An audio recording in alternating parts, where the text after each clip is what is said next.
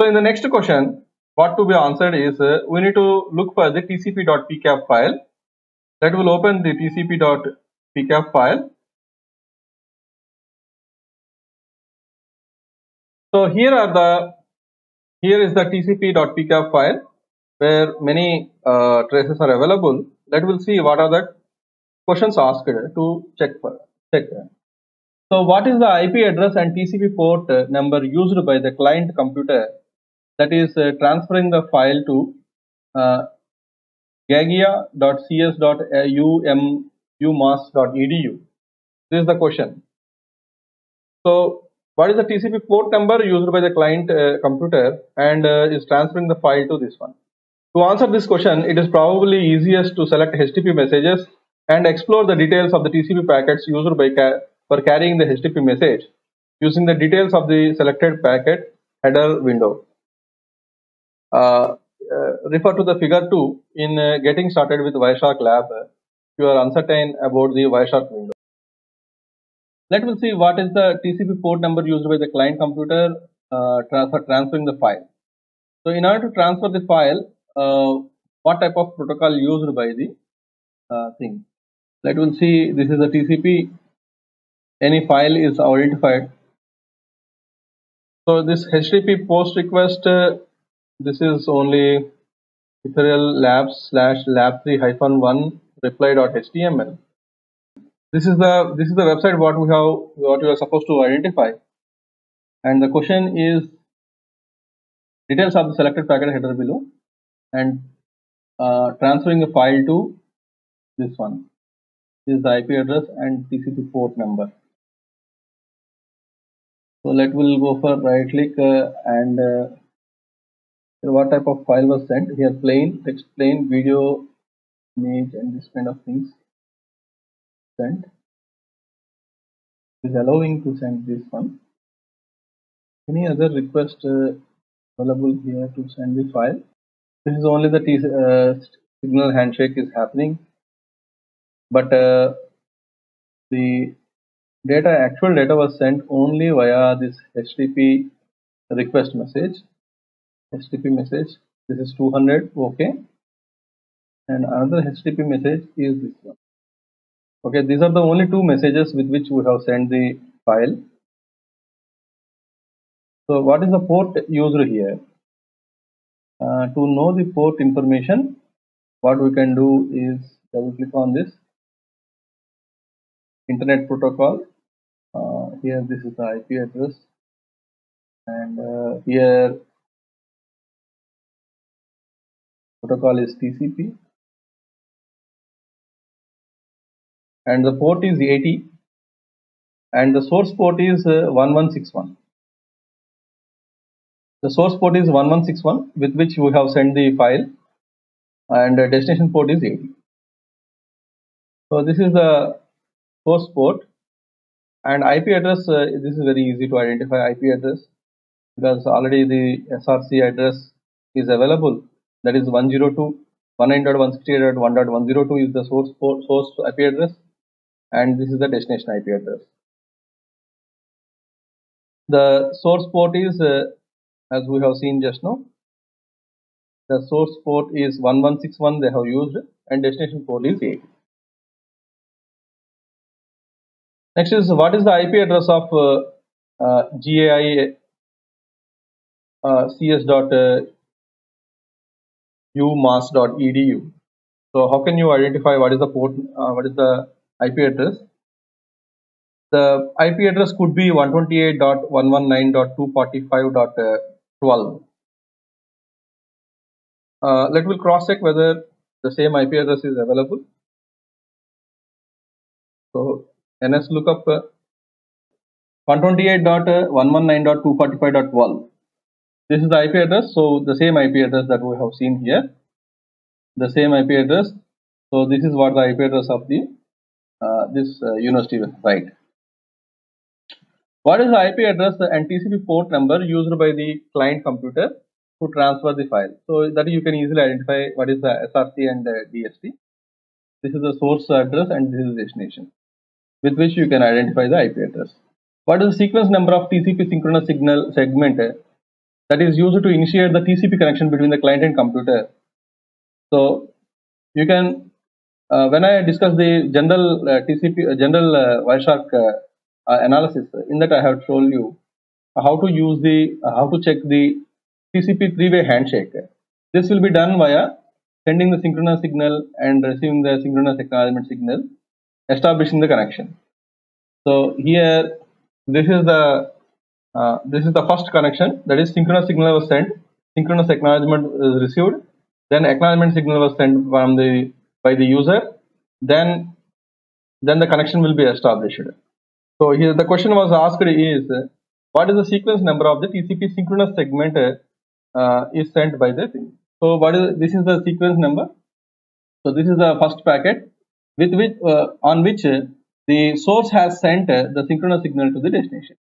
Double click on this, you will find 1161 is the port number with which you have sent, and here the sequence number, TCP segment length sequence number is 0. Okay, this is the relative sequence number, and raw sequence number is 232129012. Always remember, the sequence number will be started with a random number. The sequence numbers will never start with 0. The reason is, if it starts with 0, anyone who is listening to this communication can understand what could be the next sequence number. So they can fabricate a packet with the next sequence number, and they can inject into the communication with the fabricated IP addresses. So that may lead to security attacks. That is the reason always TCP packets, any packet, sequence numbers will be generated random. The starting sequence numbers will be generated random, and the incrementing of the sequence numbers will also be done in random fashion. Next one is, what is the sequence number of the synchronous acknowledgement segment? In the same way, you may also check to go through this. What is the sequence number of the TCP segment that containing HTTP post command? The HTTP post command is available. Where is the HTTP post is available? Let us check where it is available. It is available with the HTTP only, and this is the HTTP post, and its sequence number is 164041. This is the relative sequence number, and this is the raw sequence number is 232293053. That is what the raw sequence number. Next, consider the TCP segment containing the HTTP post as the first sequence in the TCP connection. What is the length of the each first 6 TCP segments? So the length of the TCP segments you can identify via the double clicking on this. You can go to the segment, TCP segment length is 50. So here the window number will be there, and window is nothing but the sliding window protocol that we have studied in the computer networks.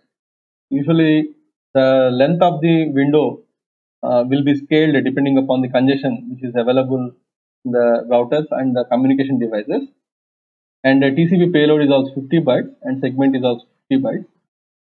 Next, finally, we'll go through this. What is the estimated round trip value after the receiving of the acknowledgement? Assume that value of the estimated round trip is equal to the measured RTT for the first segment.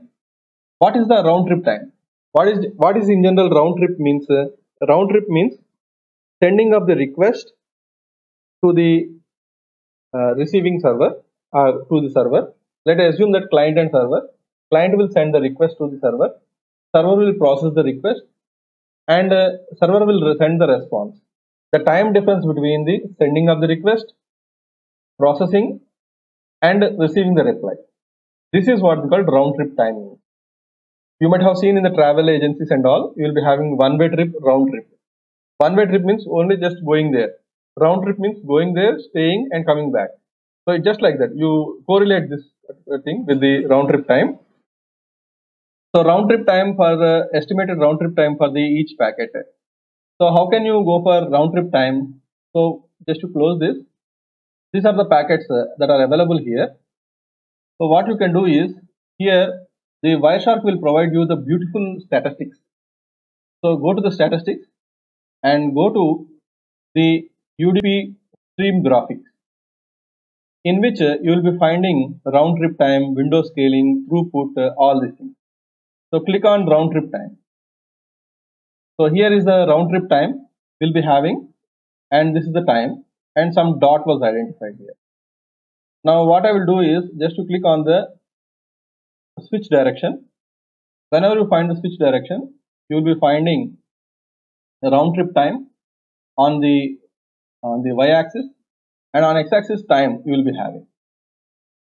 So however, the graph for the details for 125 packets, 64 KB, 76 packets, 738 bytes.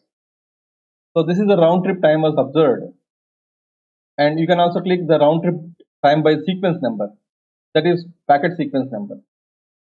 So this round trip time is measured in the milliseconds.